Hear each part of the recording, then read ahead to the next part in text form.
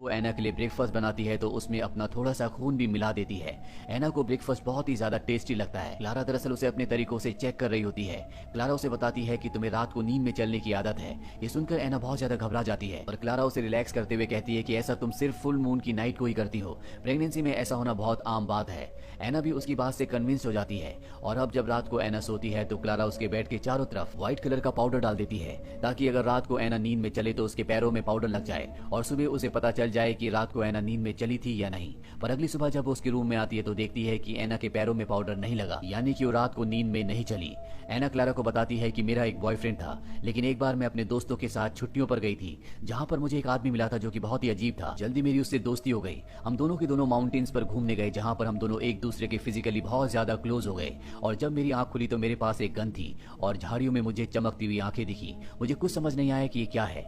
मैं जब वापस टाउन में आई तो मैंने उस आदमी को बहुत ढूंढने की कोशिश की, लेकिन उस आदमी के बारे में किसी को कुछ नहीं पता था। कुछ ही महीनों बाद मैं प्रेग्नेंट हो गई, जिसके बाद मेरा ब्रेकअप हो गया। ये सारी कहानी बताते बताते एना बहुत ज्यादा इमोशनल हो जाती है। क्लारा उसे बहुत प्यार से कंसोल करती है, कहती है कि सब कुछ ठीक हो जाएगा।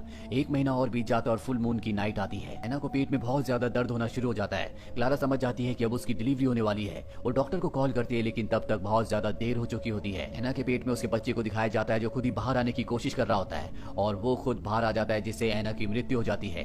क्लारा जब उस बच्चे को देखती है तो समझ जाती है कि ये कोई आम इंसान का बच्चा नहीं है, ये एक वेयरवुल्फ है। क्लारा एना की उसी गन को उठाकर लाती है जो एना को उस वक्त मिली थी जब वो उस आदमी के क्लोज हुई थी। वो उस गन से उस बच्चे को मारना चाहती है, लेकिन क्लारा ऐसा नहीं कर पाती। इसीलिए वो उस बच्चे को उठाकर अपना सामान लेकर इस घर से निकल जाती है। दरअसल उसने तय किया होता है कि इस बच्चे को कहीं पर छोड़ देगी, लेकिन वो ऐसा नहीं कर पाती। उसके दिल में ममता और दया आ जाती है, इसीलिए वो इस बच्चे को अपने पुराने घर पर ले आती है और इसका नाम वही रखती है जो एना ने तय किया था, यानी कि जोएल। धीरे धीरे वक्त बीतता और 7 साल बीत जाते हैं। जोएल अब 7 साल का हो चुका है। उसकी जिंदगी दूसरे बच्चों की तरह पूरी तरह से नॉर्मल है।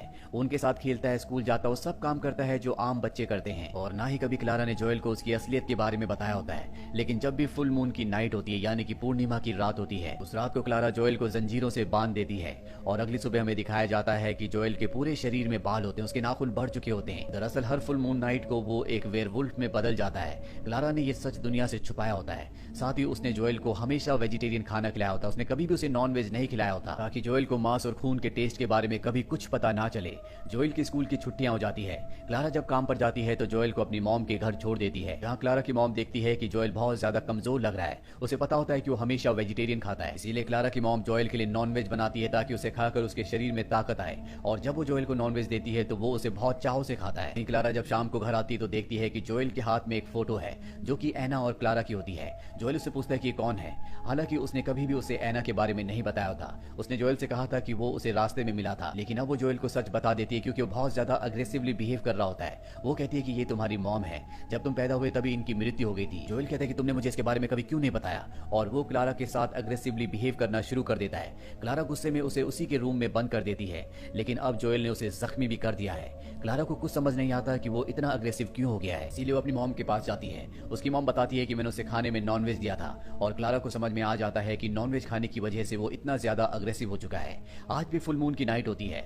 अगली सुबह एक बार फिर से क्लारा उसके पास जाती है और देखती है कि उसके पूरे शरीर में बाल है, लेकिन अब वो पूरी तरह से शांत हो चुका है। क्लारा उससे बहुत प्यार से बात करती है और उसे बताती है कि तुम्हारी मॉम का नाम एना था और उसे भी उसी तरह से डांस पसंद था जिस तरह से तुम्हें पसंद है। इसी तरह से कुछ और दिन बीत जाते हैं और उसके स्कूल खुल जाते हैं। क्लारा जब जोएल को स्कूल ले जा रही होती है तो जोएल क्लारा से पूछता है कि मेरी मॉम की मृत्यु कैसे हुई थी। वो कहती है कि जब तुम बड़े हो जाओगे तो मैं तुम्हें सब कुछ बता दूंगी। वो क्लारा से अपने पिता के बारे में भी पूछता है, लेकिन क्लारा कहती है कि उनके बारे में मैं कुछ भी नहीं जानती। जब मेरी तुम्हारी मॉम से दोस्ती हुई थी तब वो तुम्हारे पिता के साथ नहीं थी। और अब जोएल तय करता है कि वो किसी भी तरह से अपने पिता को ढूंढेगा। इसीलिए स्कूल खत्म होने के बाद वो अपने फ्रेंड से कहता है, क्या तुम मेरे पिता को ढूंढने मेरे साथ चलोगे। दरअसल जिस बॉक्स के अंदर उसे अपनी मॉम की फोटो मिली थी, उस बॉक्स के बाहर एक मॉल का एड्रेस लिखा होता है और वो चाहता है कि वो अपने पिता को ढूंढने के लिए उसी मॉल में जाए। इसीलिए वो अपने दोस्त के साथ उस मॉल की तरफ निकल पड़ता है। क्लारा जोएल का इंतजार करती है, लेकिन जोएल नहीं आता। इस बात से वो परेशान हो जाती है। सबसे पहले वो उसके दोस्त के घर जाती है जिसके साथ वो मॉल गया है, लेकिन उस बच्चे के पिता कहते हैं कि वो जल्दी वापस आ जाएंगे, तुम्हें घबराने की जरूरत नहीं है। लेकिन उसके मन में डर होता है कि कहीं जोएल की असलियत सबको पता ना चल जाए। रात हो जाती है और जोएल अब भी घर नहीं आता। क्लारा चाहकर भी पुलिस स्टेशन नहीं जा सकती क्योंकि उसने जोएल को लीगली अडॉप्ट नहीं किया, वो उसका बच्चा नहीं है, वो पुलिस के सवालों के जवाब नहीं दे सकती।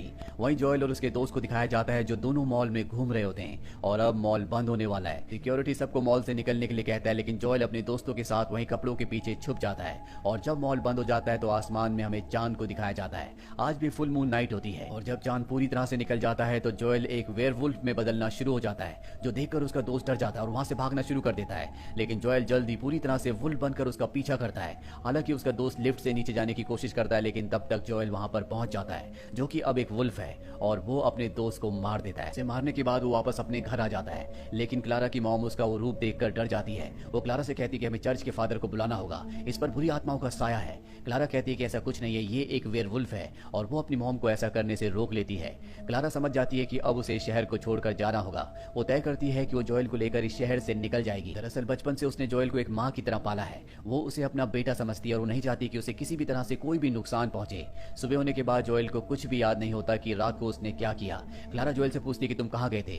वो बताता है कि मैं अपने दोस्त के साथ मॉल गया था, लेकिन जब मैं वापस लौटा तो मैं अकेला ही था। क्लारा समझ जाती है कि उसने वेयरवुल्फ बनने के बाद अपने दोस्त को मार दिया, इसीलिए वो कहती है कि हमें शहर को छोड़कर जाना होगा। लेकिन जोएल इस शहर को छोड़कर नहीं जाना चाहता, इसलिए धोखे से क्लारा को कमरे में बंद कर देता है, उसी कमरे में जिस कमरे में क्लारा हमेशा उसे पूरे चांद की रात को बंद करती है। और अब जोएल स्कूल चला जाता है। दरअसल वो किसी भी कीमत पर अपने पिता को ढूंढना चाहता है। स्कूल जाने के बाद वो देखता है कि आज उसका दोस्त नहीं आया। वही न्यूज में हमें दिखाया जाता है कि मॉल में लिफ्ट के पास बहुत सारा ब्लड मिला, लेकिन वहां पर किसी की बॉडी नहीं मिली, जिसका मतलब ये है कि जोएल ने अपने दोस्त को मारकर खा लिया था। वहीं क्लारा ऑफिस नहीं गई होती, इसीलिए उसकी कॉलीग उसके घर पर आती है। वो देखती है कि घर का दरवाजा खुला हुआ है, और जब वो अंदर जाती है तो उसे पता चलता है कि क्लारा को किसी ने कमरे के अंदर बंद किया हुआ है। वो क्लारा को बाहर निकाल देती है, जिसके बाद क्लारा व्हाइट कलर के एक बॉक्स को निकालती है, जिसके अंदर वही गन होती है जो वो एना के घर से लेकर आई थी। वो उस गन को लेकर घर से निकल पड़ती है। दरअसल वो जोएल को ढूंढना चाहती है। वहीं जोएल को दिखाया जाता है जो अपनी दोस्त के साथ डांस कर रहा होता है, क्योंकि उसे डांस करना बहुत ज्यादा पसंद है। और आज भी पूरे चांद की रात है, और जब चांद पूरी तरह से आसमान में निकलना शुरू हो जाता है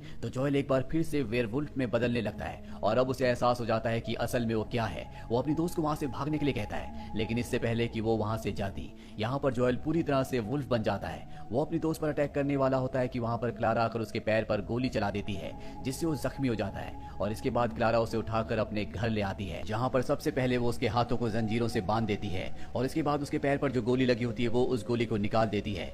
वहीं हमें क्लारा के घर के बाहर दिखाया जाता है, जहां पर शहर के सभी लोग, जिन्हें पता चल चुका है कि जोएल एक वेयरवुल्फ है, उसे मारने के लिए उसके घर की तरफ आ रहे होते हैं। क्लारा नहीं चाहती कि जोएल को कोई भी मारे, क्योंकि उसे पूरा विश्वास होता है कि वो जोएल को पूरी तरह से बदल सकती है। लेकिन जोएल अब भी बहुत ज्यादा अग्रेसिव होता है, इसीलिए क्लारा जोएल को लोरी सुनाती है जो कभी एना गाया करती थी जब जोएल एना के पेट में था, और उस लोरी को सुनने के बाद जोएल पूरी तरह से शांत हो जाता है। क्लारा उसके हाथ खोल देती है और अपना हाथ उसकी तरफ बढ़ाती है, जिसके बाद जोएल बड़े प्यार से अपना हाथ क्लारा के हाथ में रखता है। इसका मतलब ये है कि कहीं ना कहीं उसने अपनी इस पर्सनैलिटी में भी काबू पाना सीख लिया है, और अब क्लारा और जोएल दोनों के दोनों उन लोगों का सामना करने के लिए तैयार है जो उनके घर की तरफ जोएल को मारने के लिए आ रहे हैं। दरअसल क्लारा जोएल को इसलिए नहीं मारती क्योंकि उसे विश्वास है कि वो उसे पूरी तरह से बदल सकती है, उसे एक भेड़िया बनने की बजाय एक इंसान बना सकती है। जिसका एक सबूत ये भी होता है कि जब उसने जोएल को लोरी सुनाई होती है तो पूरी तरह से शांत हो गया होता है, यानी कि वो उसके दिमाग को कंट्रोल कर सकती है, उसे गुड मैनर्स सिखा सकती है। इसी के साथ ये फिल्म, ये कहानी यहीं पर खत्म हो जाती है।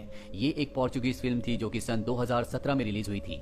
IMDb पर इसकी रेटिंग है 6.7। उम्मीद करते हैं कि ये कहानी आपको पसंद